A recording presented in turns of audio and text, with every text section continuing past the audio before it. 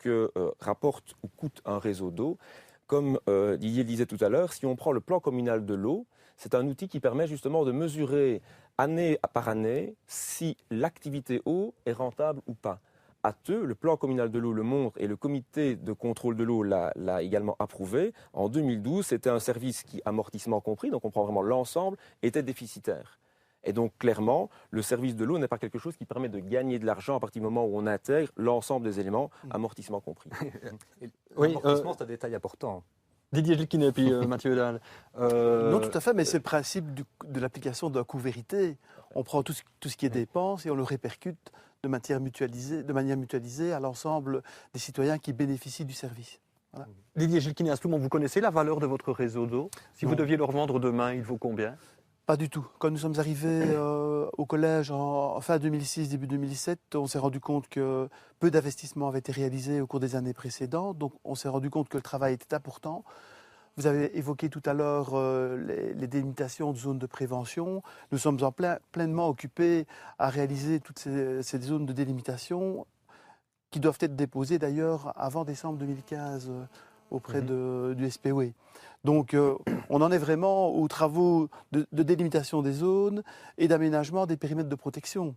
Donc ce sont déjà des investissements importants, mais il faut savoir quand même qu'une partie de ces investissements sont pris en charge par la SPGE, qui est la Société publique de gestion de l'eau aussi. Donc tout n'est pas pris en charge par la commune. La SPGE intervient également dans certains travaux. Jean-Luc Nix, vous connaissez, vous, la valeur du réseau d'eau à Welkenrad? Je sais qu'à Si vous l'époque, deviez le vendre demain, oui, fiction non, ici. je n'ai aucune idée évidemment de la valeur. Je sais qu'à l'époque, en tout cas, on n'avait pas parlé de chiffres, on avait parlé, comme j'ai pu le voir évidemment dans le dossier, de la reprise de l'ensemble des investissements, en tout cas des emprunts qui avaient été réalisés. Donc la SWDE reprenait évidemment la charge de ces emprunts, plus évidemment une partie du personnel qui était exceptionnellement, on en a parlé juste avant le débat, une personne qui s'occupait plutôt de l'administratif. Et donc effectivement, l'ensemble du réseau a été remis à la SWDE, mais la commune s'est détachée évidemment des dettes qu'elle avait consenties évidemment dans les années antérieures. Oui, Didier Gilkine, oui. Au-delà des valeurs en euros, il y a toute la valeur affective. Il faut savoir que ce sont nos anciens qui ont mis en place ces réseaux, ces draps, etc. Et si on prend l'exemple de Stoumont, nous avons aussi des sources qui sont concédées à une société telle que Bru, par exemple. Je pense que pour nous, ça fait pleinement partie d'un patrimoine, clairement. Oui. Donc l'affectif est essentiel quand même. Oui, affectif que l'on ressent très très fort, notamment de Mathieu Dahl, au travers de pétitions qui courent depuis quelques jours maintenant oui, sur la aujourd'hui, commune. je pense qu'elle a plus de 700 signatures, cette pétition. Il y a toute boîte qui a été faite par des citoyens qui l'ont payée eux-mêmes et qui s'inquiètent très fort de ce que va devenir le réseau d'eau.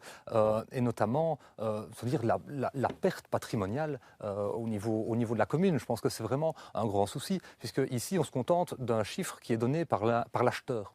Je ne sais pas si vous êtes propriétaire, mais si un jour vous vendez votre maison, j'imagine que vous ne mettrez pas la maison en vente, et puis ceux qui voudront l'acheter vous diront combien ils veulent bien mettre. Ici, c'est ce qui se passe à Theux. Et donc, on a une estimation comptable de 14 millions. Je pense qu'on peut estimer que ça pourrait même valoir plus si on avait une expertise indépendante. Et donc, je pense qu'on ne doit pas pouvoir s'en passer.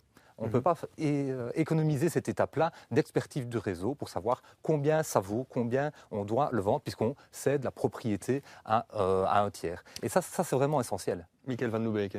Mais je pense que par rapport à cette dimension, je dirais, d'affectif et de retour par rapport aux anciens qui ont créé le réseau, au niveau du collège, on est évidemment tout à fait conscient de cela. Et on remercie évidemment l'engagement de ces fontainiers qui, dizaines d'années après dizaines d'années, ont contribué à faire le réseau de qualité que l'on a aujourd'hui. Mais ce n'est pas cela qui doit nous empêcher de voir d'ici 5 à 10 ans et d'essayer, en tant que commune, d'assurer le développement de la commune et de toutes les fonctions communales, si, à partir du moment où une solution existe, pour se détacher de certains investissements sans différence de qualité du service aux citoyens en termes de livraison d'eau, s'il n'y a pas de perte de service et qu'on peut dégager les investissements vers un autre acteur, pourquoi s'en priver pour uniquement une dimension, je dirais, de regard vers le passé. On essaie de regarder vers le futur tout en se souvenant du passé et du travail réalisé par les anciens.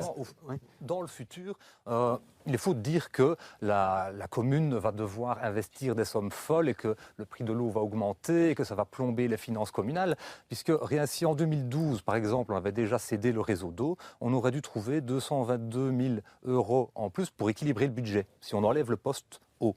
Donc, ça posera des problèmes financiers dès le 1er janvier 2014 pour équilibrer le budget. Alors, certes, on aura une rentrée importante en un coup, mais on ne va pas pouvoir vous se cash utiliser pendant vous craignez, vous, de Mathieu nombreuses Dalle, années. pour l'état des finances communales à terme, à moyen terme? Oui, tout à fait, parce que ça fera des rentrées en moins. Or, amortissement mis à part, parce que les amortissements, ce n'est pas de l'argent qu'il faut sortir. Hein, et donc, non, mais les pour le investissements moment, qu'on au fait niveau chaque du année, budget, Mathieu, on est 330 gagnant. 000 € en moyenne sur les 6 dernières années par an. C'est quand même de l'argent que tu sors chaque année. Hein. On est gagnant au niveau du budget communal avec ce réseau d'eau. Et donc, c'est vraiment se priver pour un one-shot.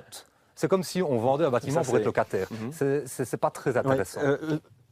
Assoumont, on est gagnant, financièrement parlant? En tout cas, nous couvrons nos coûts aujourd'hui. Et ce que j'ai envie de dire, c'est que nous maintenons cette option tant que le message est clair de la part des Stoumontois et qu'ils nous disent, voilà, nous souhaitons qu'on maintienne la gestion communale de l'eau, même si son prix doit évoluer en augmentation. Mais ça, c'est très important ce que vous dites. C'est le message qu'on vous- C'est-à-dire que si, à te, demain, Michael Van Loobeek, on vous dit, ou la population vous dit, on ne veut pas que le réseau soit cédé, vous l'écoutez et vous appliquez son message?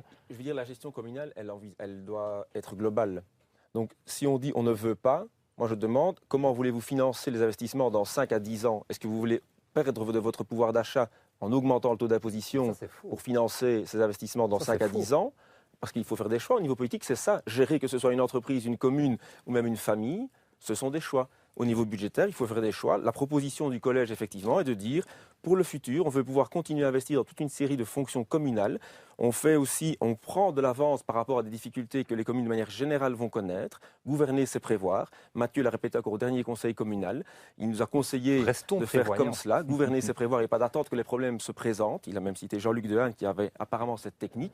Hâteux, Non, c'est effectivement, l'inverse. gouverner, c'est prévoir. On veut voir à long terme pour ne pas se retrouver dans des difficultés dans 5 à 10 ans et dire à ce moment-là, il y a 5 à 10 ans, on aurait dû. Non, on veut continuer à gérer, avoir une longueur d'avance et c'est cela qui nous incite aujourd'hui à réfléchir dans ce sens. Il faut savoir quand même qu'on regarde aussi comment a évolué le prix de notre eau par rapport à l'évolution du prix de la SED sur les dernières années. De 2006 à 2013, notre prix a augmenté de 46%, alors que dans le même délai, celui de la SEDE augmentait de 34%. Donc on voit très clairement qu'une commune seule ne sait pas répartir ses coûts, notamment ses coûts fixes, de la même manière que la SEDE, ce qui fait que, comme le disait Didier Gilquinet, on augmente et on rattrape la SEDE. Mais il est faux de dire que ça va coûter plus cher à l'avenir, si on garde Guy notre Lanuy et réseau. puis Mathieu Dalle. Peut-être une précision apportée aussi sur le prix. Il faut savoir que la SED a un contrat de gestion signé avec la région wallonne dans lequel il y a des engagements mutuels de la région et de la SED. Et dans les engagements de la SED, il y a notamment celui de ne pas faire évoluer le tarif de vente de l'eau, donc le CVD, au-delà de l'indice des prix, donc de l'indexation des prix. Donc ça, c'est un engagement qui a été pris. Le plan stratégique de la SED en tient compte, son plan d'investissement en tient compte. Dans les communes, c'est beaucoup plus compliqué puisque les investissements viennent, je vais dire, un peu de manière erratique. Et c'est à ce moment-là que le CVD doit être adapté. Une autre précision que je voudrais donner, c'est que la différence entre les 3 500 000 € dont on parle dans l'offre de la SED et les 14 millions dont on parle à la commune, cette différence, elle existe, j'en ai parlé tout à l'heure.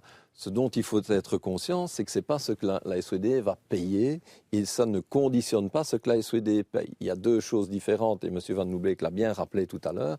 Il y a la partie apport des installations qui fait l'objet d'une souscription de part sociale chez nous de l'associé commune de Theux. Et puis, il y a la deuxième partie. En contrepartie de cet apport, on annule toutes les charges de la commune liées à la distribution d'eau. Et la technique classique à la SED, c'est d'annuler les charges du solde restant dû des emprunts et de compenser un petit peu les travaux récents qui ont apporté une réelle plus-value. Donc au dans terme de la qualité du transaction, réseau. Guy Lanuy, si je comprends Oui. bien, au terme de la transaction, il n'y a aucune charge supplémentaire qui ne sera sur le dos de la commune. Tout à fait, tout à fait. Ok. Sur les, Moi, je juste... voudrais quand même dire, parce que au niveau des investissements à faire, il n'y a aucun investissement prévu qui va faire en sorte que soit à Theux, on payerait plus de taxes ou on payerait l'eau plus cher. Il y a une chose qui est juste, c'est que l'écart